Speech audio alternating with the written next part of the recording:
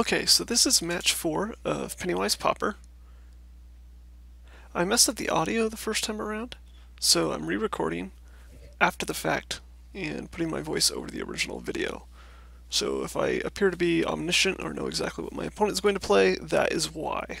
Also, things are a little bit out of sync, I apologize. So we kept this hand off the power of being able to turn 2 counterspell and then turn 3 deprive if we desire. However, our opponent appears to be on Tron, which is a little bit awkward, because turn 2 counterspell doesn't really do anything in the face of Expedition Map. The most likely play our opponent's going to do is play a land and then crack Expedition Map on their turn, and then we're not going to get to do anything with our counterspell. So that's exactly what happens. Our opponent has their second Tron piece, and is able to use the map to go get a third, meaning our counterspell doesn't do anything until after they crack the map. So we ponder here, we see an Angler, a Warp, and a Disfigure. My thoughts are that we need to close this game out as quickly as possible, since our opponent is going to have Tron online, and we can't stop that. And their spells are going to be more powerful than ours. So we need to get the Angler online. The Agony Warp and Disfigure aren't very good against Tron's creatures, but we might be able to take out some smaller creatures like Muldrifter or whatever, so that our Diabolic Edict actually works. So I decided to keep these cards, and we'll see how I put them back.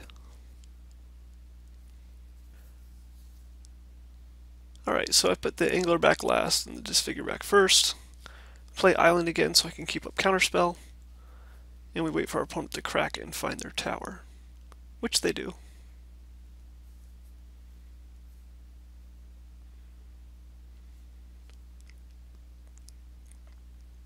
Here our opponent plays a Prophetic Prism, and I decide to counter this because after our opponent's land drop this turn, they have no colored sources, so unless they have another Prophetic Prism in hand, this keeps them from being able to cast anything else, most likely. So this is a greedy play, it's a risky play. It works out really well if our opponent doesn't have any other Prophetic Prisms or Shimmering Grotto, and pretty bad otherwise. So our opponent passes a turn after that, so our plan kind of has worked so far. And we're hoping that our opponent doesn't find another way to make colored mana on their next turn. If they do, we do have a Gush, or a Deprive rather. So they play another Tron piece and pass. They're still stuck and don't have any colored mana, which is great for us. Here we can tap out for the Gurmag Angler, or we can hold up Deprive / Diabolic Edict and all these other removal spells. I end up wanting to start by gushing, and the reason I'm going to do this is, if I'm going to go ahead and play Angler this turn, I might as well gush, because it puts a card in the yard to let me go up to 4, then I can replay an island, and have 3 lands, the 2 mana from Gush that I floated from Gush, and exile some stuff to play the Angler. It also lets me keep up Deprive while I do all this, which is basically perfect. Our opponent plays another Mine, passes the turn, is still stuck without their colored mana, so it turns out countering that Prism was exactly what we wanted to do. And now we're just hoping to put this game away as quickly as possible before our opponent does find colored mana. We have Counterspell and Deprive to slow our opponent down.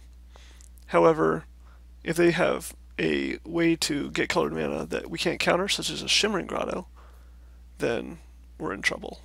We decide against playing Delver and Island there. Our clock is already pretty fast as it is, so our opponent resolves at Expedition Map. We could have countered this, however we decided to counter whatever comes after it.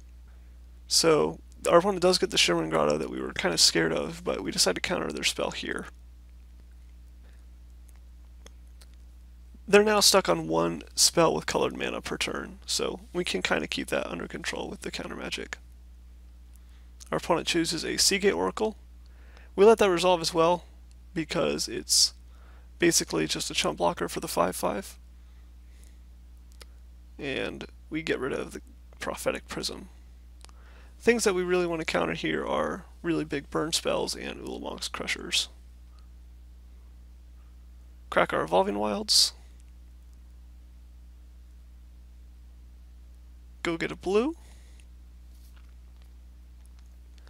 Here we play Delver of Secrets. We do it pre-combat, though we probably shouldn't have. And it turns out it doesn't matter because we're going to Agony Warp here, pre-combat. The reason for this is Agony Warp doesn't take out that many things in their deck, and we don't want to allow them to chump block because that slows us down by an entire turn. So we get to pass the turn with counter magic up.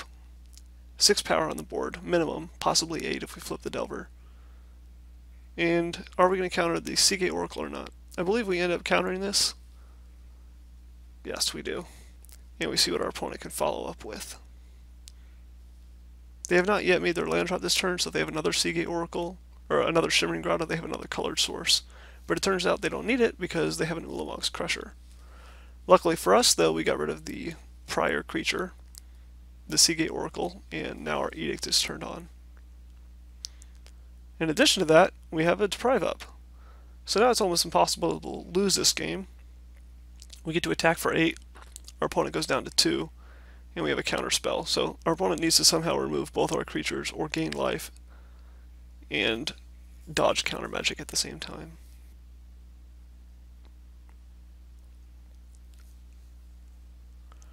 Our opponent Compulsive Research, which is fine with us.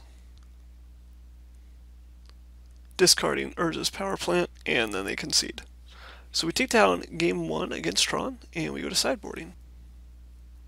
So against Tron, the first thing we want to do is bring in these excludes.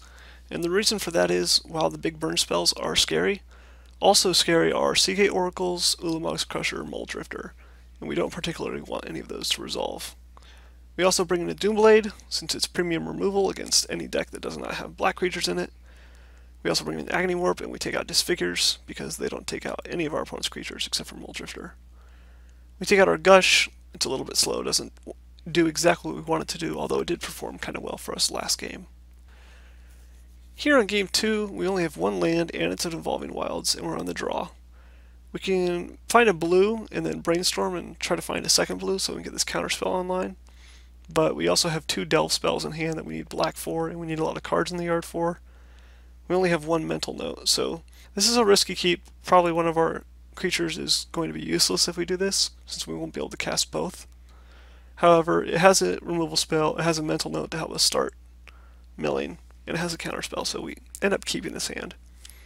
This is probably one of the more risky keeps that we went with throughout the course of the league. Our opponent mulligans to 6 and leads off with the Swiftwater Cliffs.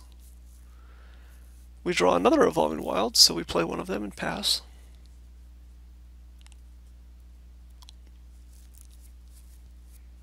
Our opponent plays one of their Tron pieces. Now we can go get a blue, setting up the Brainstorm plus Evolving Wilds crack next turn, so we can get rid of one of these Delve creatures and maybe something else. Our opponent has the second of the third Tron piece, so we'll brainstorm and figure out what 2 cards we're going to put back before we fetch with this Evolving Wilds. So we have 2 Ponders, 2 Thought Scour, Counter Spell, Mental Note, Agony Warping creatures. So I believe we get rid of Sultai Scavenger here, because we'd rather have an Angler and we don't want 2 Delve spells in hand. And then I think probably a Ponder is what we get rid of next, or maybe one of the Thought Scours, since we have 3 of those. Another thing we're thinking about is maybe we could keep all the Thought Scour effects, all 3 of them, the 2 and the Mental Note, and keep both our creatures. Which ends up what we do. We get rid of the Ponders, fetch a black, and now we have the opportunity to maybe actually cast both of these creatures throughout the game. We draw another Thought Scour, so we have the full 4 in hand. We Mental Note ourselves to get to 6 cards in yard. Play an Angler, pass the turn, and hope our opponent can't do anything scary like get Tron next turn.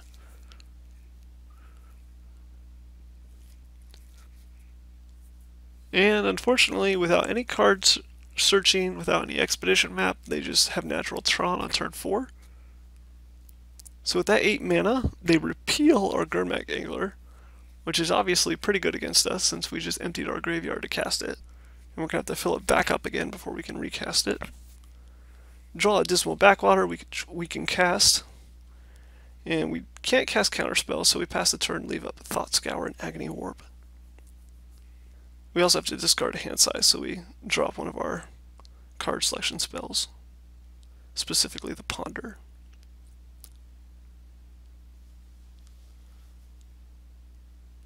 Our opponent starts with the Prophetic Prism, so now they have 2 colored sources, which means they can cast Rolling Thunder.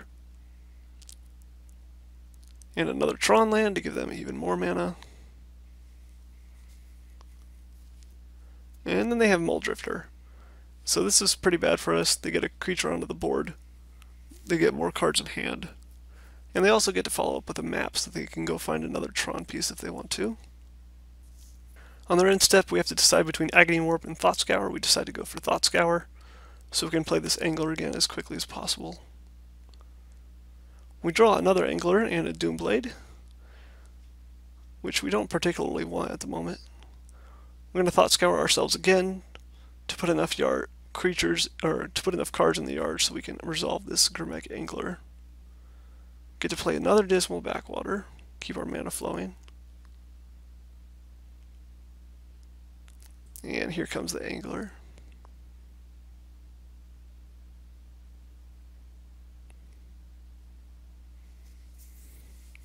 And unfortunately, our opponent has Condescend here, which is obviously a huge deal. One of the ways for us to win this game, despite our opponent having their Tron online and plenty of cards, is for them not to have an answer to Angler and us attacking a bunch. But between the Repeal to put it back in our hand and the Condescend here to get rid of it permanently, we have just been thoroughly smashed by our opponent. Once again, we have to pass. We would have liked to be able to hold an open counterspell, but it was more important to get a threat onto the table, we thought.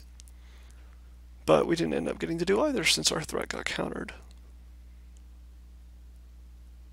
Our opponent plays a third Urza's Tower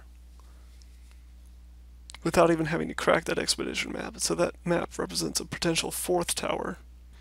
Our opponent discards a mountain to this compulsive research and passes. We Thought Scour ourselves yet again to fill up our yard for the third time to try to get this Angler to resolve. We draw a Ponder. Play our land for the turn, which could have waited till after we played the Ponder, but oh well.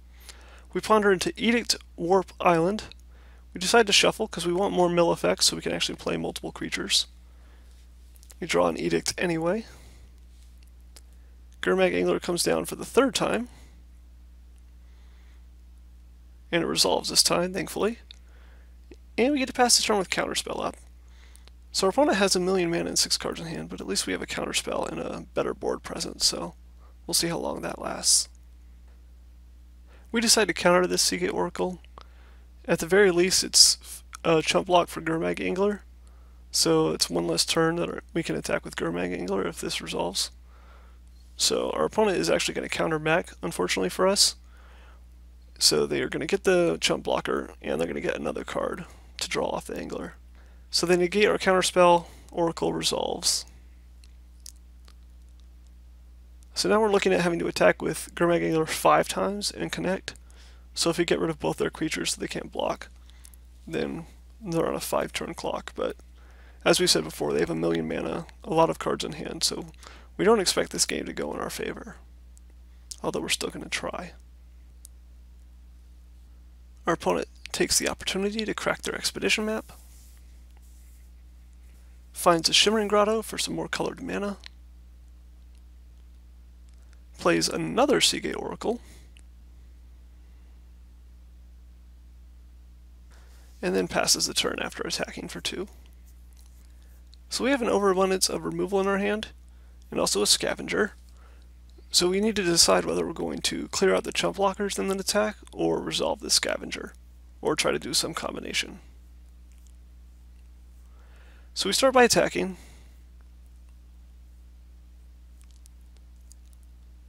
And our opponent decides just to take the 5. We're a little bit scared of that. That means that our opponent wants to attack us back, most likely. So we want to start counting our opponent's lands and see what happens when they Rolling Thunder us. So right now they have access to 15 mana, even if they don't make a land drop, so that's Rolling Thunder for 14. Plus they can attack for 4, which is 18. So we decide to start removing our opponent's creatures so that a Rolling Thunder is not lethal next turn. Maybe we can dig for a counterspell and counter it the following turn if they wait.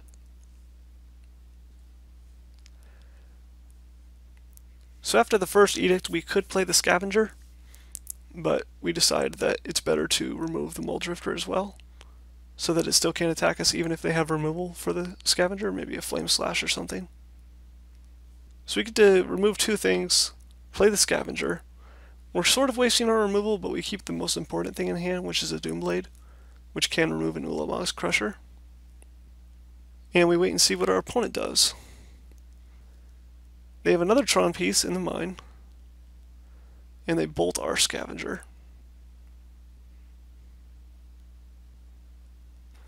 They repeal our Gurmag Angler for the second time this game. Quite awkward once again, since our graveyard is near empty. And we ponder, we're looking for counter magic so we can protect against whatever our opponent's going to do with all their mana. A Scavenger, which we don't have time to play. A Delver that we don't have time to flip, and another Ponder. We decide to shuffle, and unfortunately we draw a land off of it. We could have kept the Ponder from that Ponder just now, but it would only see one new card, so I think shuffling was the correct option. We replay the Gurmag Angler.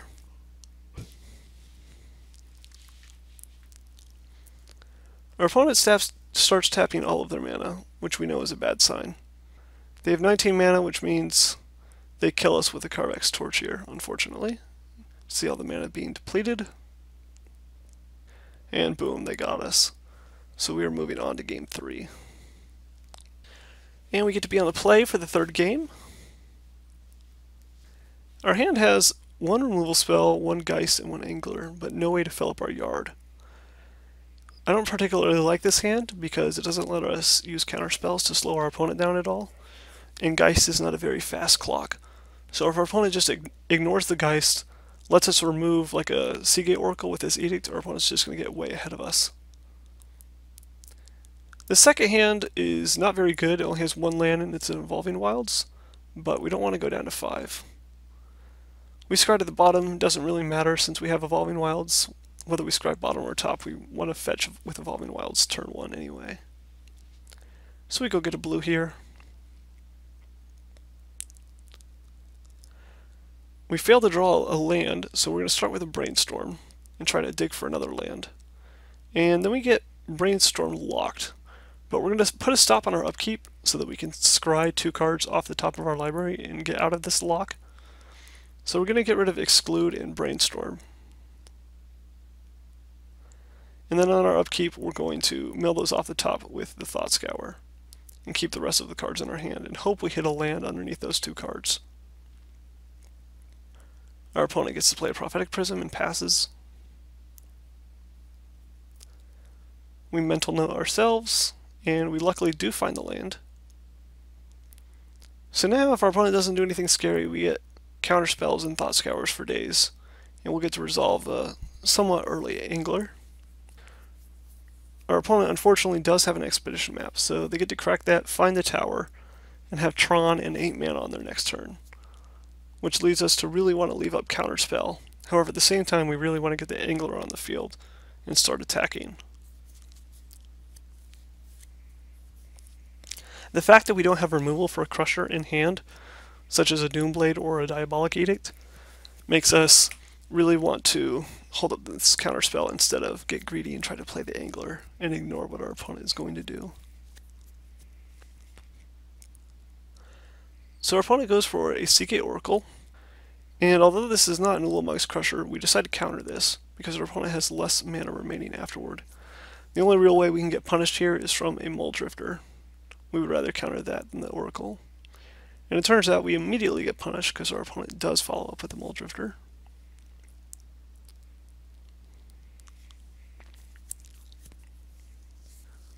We take off our upkeep stuff, we don't need that anymore.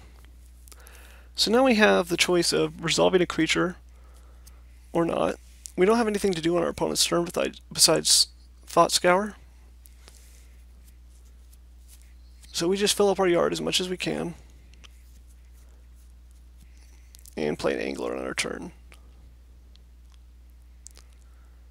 With no counter magic and no real other paths that we can take, this is the only thing we can do.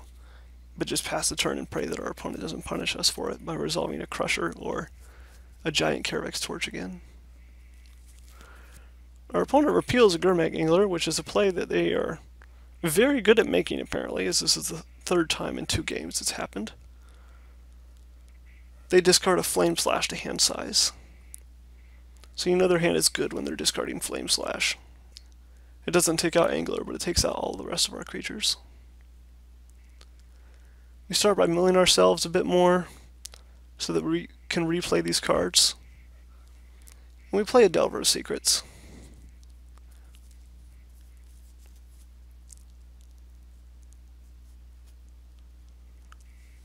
Our opponent plays Expedition Map, finds another tower,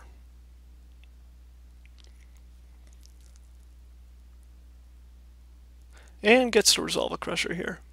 So we need to find removal for that very quickly, because we cannot afford to sacrifice permanents.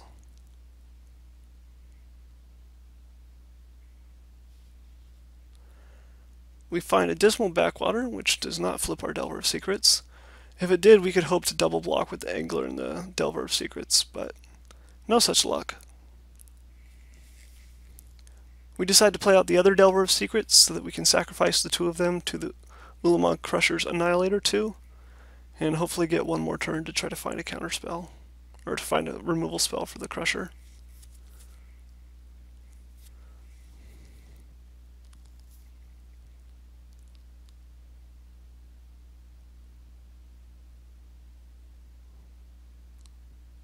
And here, unfortunately, it turns out that our opponent just has a massive Rolling Thunder that they get to wipe out our creatures with, and also deal some damage to us.